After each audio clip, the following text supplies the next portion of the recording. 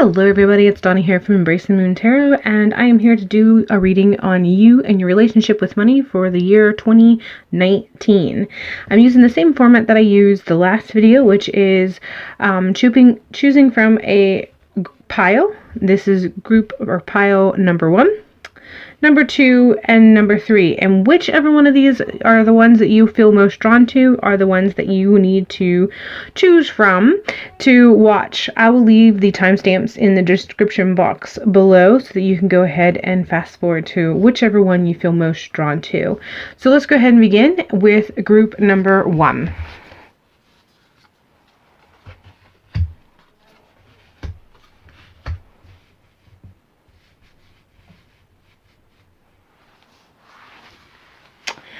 So your theme for the month is card number 44. 44444 is usually the number of a spirit, so I feel like this is kind of its own message in and of itself. And it is happiness when you most expect it. Magic happens when you most expect it. I can't read upside down apparently. So I feel that there's an underlying issue with false expectation. So there's a difference between going to work, clocking in, clocking out, and expecting a paycheck at the end of the week or 2 weeks or whatever the time period is. So putting in the work it takes to get there, and knowing that not only will you get, this is not the best analogy, but it's the most solid one they can give you.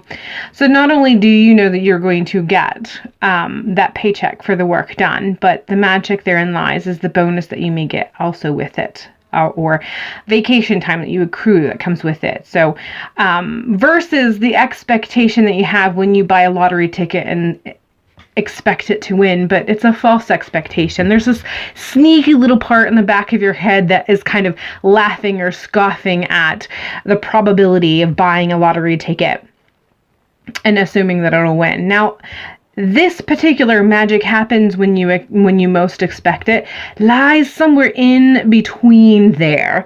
So it's not a false expectation that has you kind of laughing at yourself and your subconscious, and is a little bit more gift to yourself than clocking into work every day and knowing that by the end of the work week, you're going to be paid a specific amount for the time that you put in there. So in application to money, I feel that this applies to work, putting more into what you're doing for work and then expecting the gains back from it. Being completely present in the work that you're doing.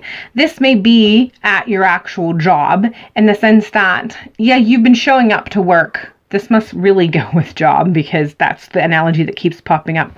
So yes, you clock in and you go to work when you're supposed to. You put in the time that you're supposed to be there. You show up on time. You don't leave early. You do what's asked of you, and so on and so forth. You are the best employee that anybody could ask for. However, you don't go above and beyond. You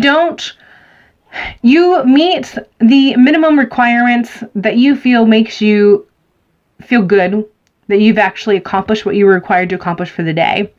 You're being asked to do more than that. If you want something back, if you want the magic to happen, if you're wanting that promotion, you need to work like you deserve that promotion.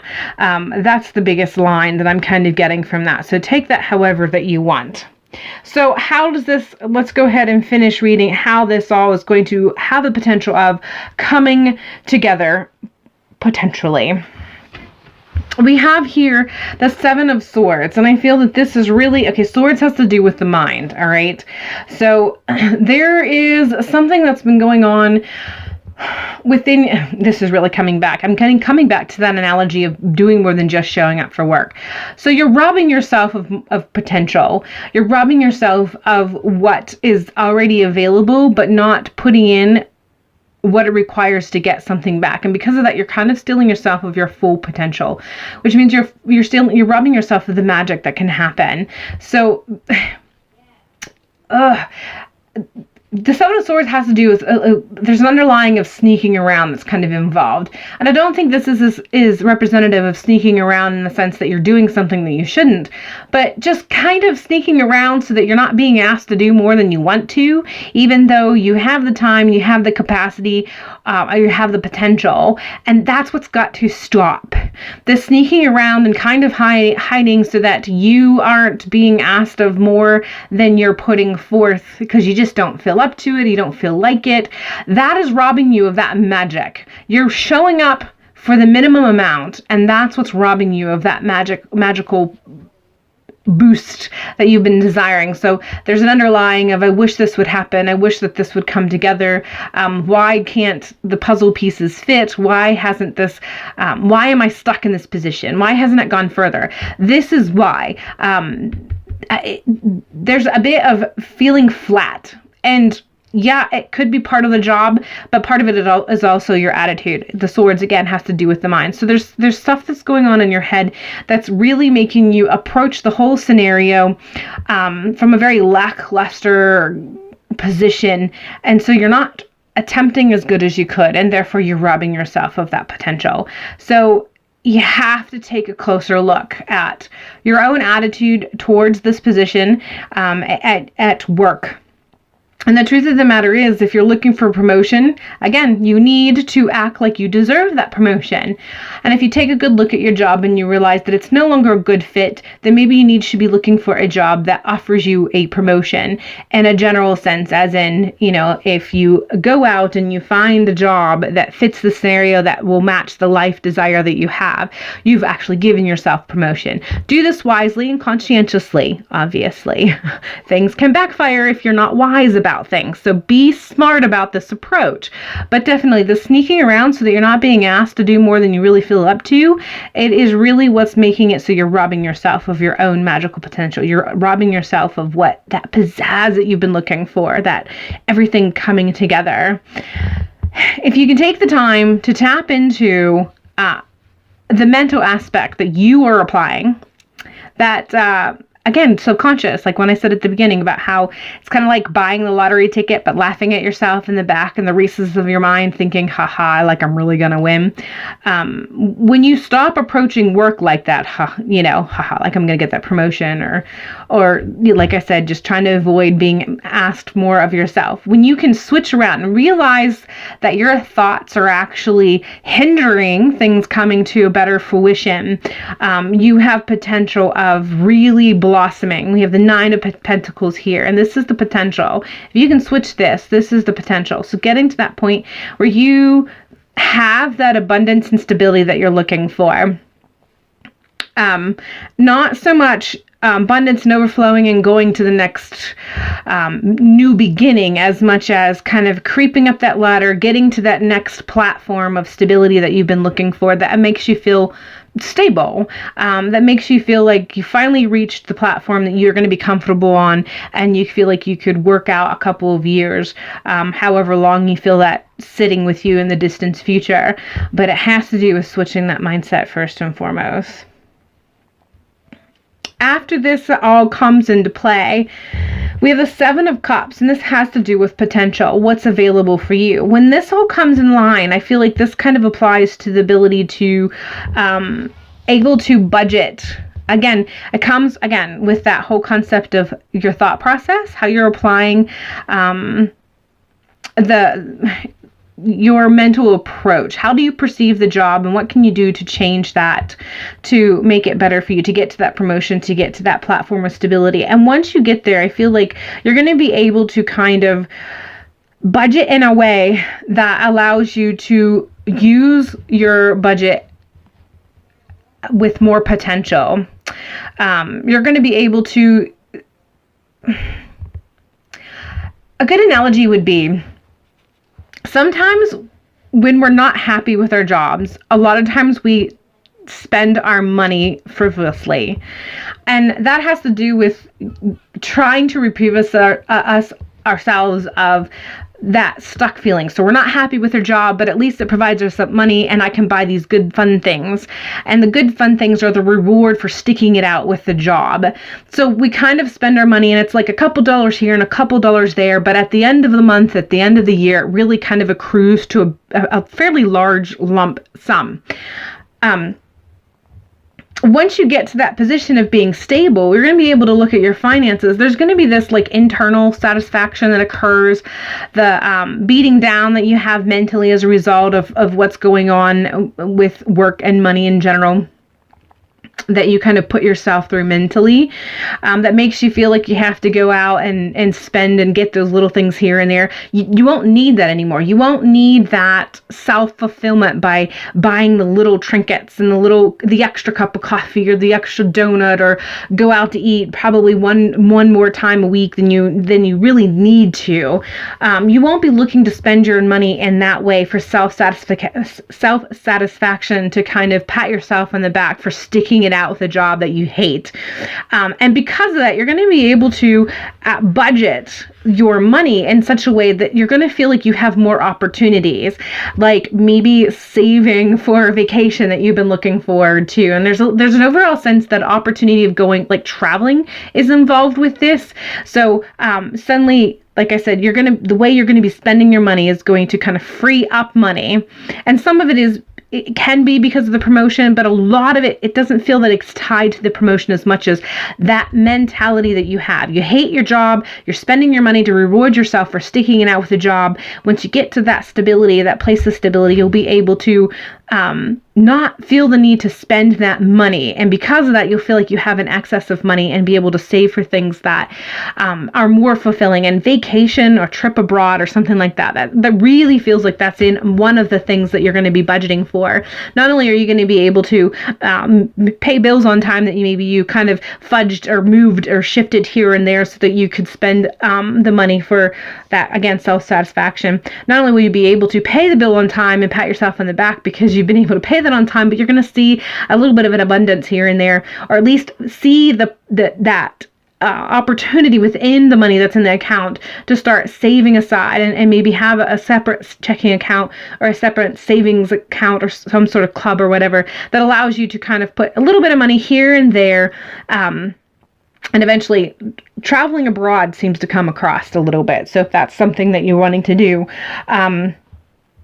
that applies. And if it's not something you want to do, if it's something, there is something that you want to do that you would equate that joy and pleasure within you that other people would equate to traveling abroad, that's something that has a potential. But it really, really starts with your mind.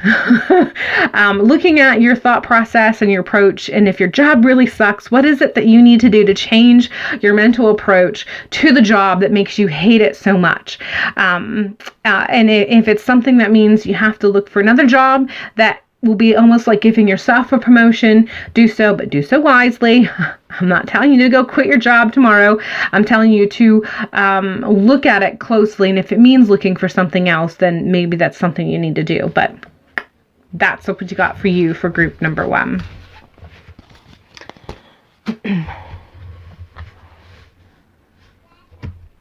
So group number 2.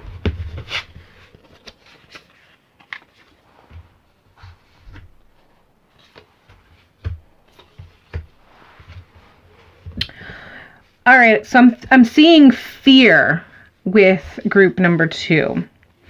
Lots of fear. So the theme for you is overrate your intuition. So I feel like there are some risks that you have seen and have had the opportunity to take, but you've been too scared to take it. For whatever reason, you feel like it's been too risky, and you were afraid that if you took advantage of that opportunity, you were too focused on, well, what if it failed versus what if it succeeds? So you've been kind of holding your back, and your pocket is going to be in seeing the risk and trying to see it from a different viewpoint, trying to go with your intuition. If you have a gut feeling that this is something you shouldn't turn down, you need to stop blocking it with fear of what if it fails. lots of things fail on the first edition. It comes to mind J.K. Rowling, the famous author of Harry Potter. She got turned down by multiple publishers and was basically told, there's nothing in that. This isn't something that we can sell.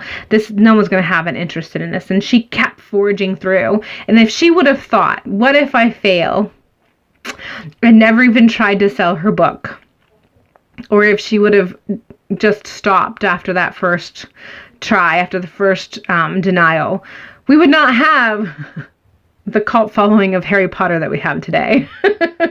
So whether you like Harry Potter or not, you have to note the fact that it is a huge success. And if she hadn't taken the risk, where would we be? We'd be without Harry Potter.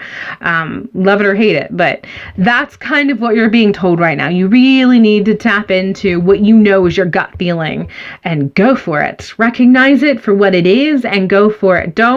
You can allow your fears to guide you with caution and to help you search for wisdom, but don't let it stop you from going forth. And the very next card is the Fool. The Fool is all about taking that leap of faith. And it's really just kind of revalidating that concept of having the faith and going for it. If you know that it is something that down deep in your gut, that it's something that you have to follow, you have to stop blocking yourself from the gut feeling of, if I do this, it could be a success. Because you're right, it could be a success. So there's opportunities out there that you are potentially turning down, and you're being told to stop doing that. Keep your eye out for it, work towards it, and really try to rein in. We have the Ten of Swords here. You need to get to the point, and the more that you embrace and overrate your intuition, it's letting me know that you will eventually get to the point where you will actually overcome all of those things that you are fearing, the things that are looming over you, the things that are giving stability for a vulture to hang over your head and kind of circle around and kind of remind you of your dead dreams and the dreams that are dying because you're not leaping on them. You're going to be able to stick it to it and get past that, go to the next level. And once you get to this point where you get comfortable in your intuition and comfortable in following your gut and having that leap of faith and being able to look your fears in the eye and really sticking it to your fears, you're going to be able to get to a point where there's going to be a sense of peace and overcoming. Success comes after. This is the beginning steps of success, and I feel like this is because there's something that you're working on or working towards, and this is the beginning of its fulfillment. These are the beginning steps of seeing it come to pass. So it's a risky business that you've been kind of toying with in the back of your mind. It really feels like it's not new. It's not like something that's cropped up in your head in the last week. This is something that has been on your mind for quite some time. And it's time to have faith in your intuition. And once you get to that point where you can have faith, take that leap of faith. Stick it to your fears, and sure, you might face them every now and again on your path in this journey, but each time you'll get stronger and stronger being able to stick it to them. You'll get validation for that faith, and so you get to a sense of peace for traveling forward, and then it's going to create a stepping stone after a stepping stone after a stepping stone. But this is just the beginning. If you can take this first step of faith and overrate and really get comfortable in your intuition, it's the beginning of something that's going to take you where you've been kind of longing to go. And along with it comes, obviously, whatever usually comes when you start something new. But there's just going to be a sense of accomplishment and peace because you'll start to get validated. You'll start to see that flow that's going to take you to the next step and the next step and the next step. But it really comes with feeling comfortable with your gut. When you know something and you know that you know it, stop questioning it. That's kind of what it boils down to. And you can start to see that begin, like the beginnings of this new financial adventure that you have been kind of contemplating on starting. You'll start to see the beginnings of that manifestation this year. And depending on how well you are at practicing this, will play a part in how much of that manifests, how quickly in 2019. All right, so that is group number 2. Now we're going to go ahead and do group number 3.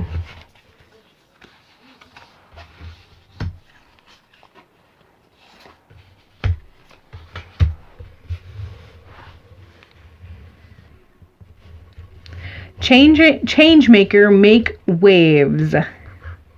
There's a bit of a fear element with this particular reading as well. But you have something that is already in the works. You have a job or a business or something regarding work and what provides your income. And it has been stable, but you have ideas of how you can go to the next level, but you're afraid to make the waves that it takes to make the changes. You're afraid that the waves are going to capsize the boat versus pushing it forward. So you're being told to evaluate the risks accordingly, be wise with your decision, and then once you have done the mathematical equation, or you have looked at the books, done your research, investigated accordingly, when you have your ducks in the row, you are being told definitely start making those changes, because you are correct. That nagging feeling of how you feel like what you've been doing has kind of come to a peak, and it's going to get stagnant. Not so much lose, but it's not going to gain. Like we if you're in any sort of business, you like to have an increase. Even if you work somewhere where you're employed, you like to have an increase. That's why annual raises are such a big deal. That's why bonuses are such a big deal. It's a form of reward for good works. And a lot of corporations, whenever they are paying their employees, a lot of especially the bonuses, maybe not so much the evaluations, but the bonuses, what factors in is how much as a whole all the employees have managed to help the company as a whole have an increased profit margin, and then they'll let that trickle down. So whether you are working for a corporation or you have a business of your own and you're kind of evaluating the next step for your business, you are correct in believing that the way it's going right now, if you maintain the progress at its face value currently, yes, you are going to get to a point where it's going to get stagnant. You are not going to be moving. You're going to be drifting. It's going to be like a boat out in the ocean. There's no waves. There's no wind, nothing. You're just kind of floating along and you're really getting nowhere. You're not drowning, which is a good thing, but you're not getting anywhere either. And eventually, even if there is never a storm or never anything that goes awry, you're going to run out of something. And the analogy of being a boat drifting at sea, you're going to run out of food and water. And if you apply that to business, you might get to the point where you run out of office morale. So whether it's you yourself or your employees or your coworkers, that overall morale that kind of keeps things lifted and focused on hope and knowing and belief that you'll get somewhere eventually, that there's going to be a change eventually, that's going to start trickling. So back to the beginning, you are correct. And your analysis of where you are at right now, it's good. It's going to sustain you for a while, but if you want it to be better, you need to make waves to make the changes that are necessary. Again, as I said in the beginning, there's this concept of being smart. So doing the research, analyzing the numbers and what have you, to so that you know what is going to make the correct waves. You want to make waves, or you want to have the wind blows that allows you to continue flowing in the right direction, but you don't want to make something that's going to tip the boat. So we have the Seven of Pentacles here. So this really speaks of timing. So your analysis is correct. There are changes that need to be made. You need to make them wisely. You need to do the research wisely so you know what steps that you need to make next. And then you have to do it in the perfect timing. And you know what this means. Don't get all up in arms and be like, what's that supposed to mean? Oh my gosh, what are you saying? I don't want to do this wrong. You know, you got this. You understand what this means. You know that everything happens in good timing in the business world, in the money world, in the financial world. So you know that there are times when you need to pay out, and there's times that you need to collect, kind of mentality. So you're supposed to look for that timing. Look for the harvest of the work that allows you to collect as you're supposed to collect, and then do the next step within this analogy of whatever it is that your business is. That you're making waves. Look for the signs that it's time. If you manage to be conscientious, and the conscientiousness comes from doing the work, doing the analytical, critical work, that's where it comes from. When you sit down and you crunch the numbers and you understand the process, of what has brought you to this point, you'll start to see the patterns of what's going to get you to shift accordingly to make you flow forward. You'll know when to go back to the boat analogy. You'll know when to let out the sails so that it'll catch that wind, the appropriate wind that's going to take you forward. You'll know what signs you're supposed to be looking for, and you'll know when to jump on the bandwagon.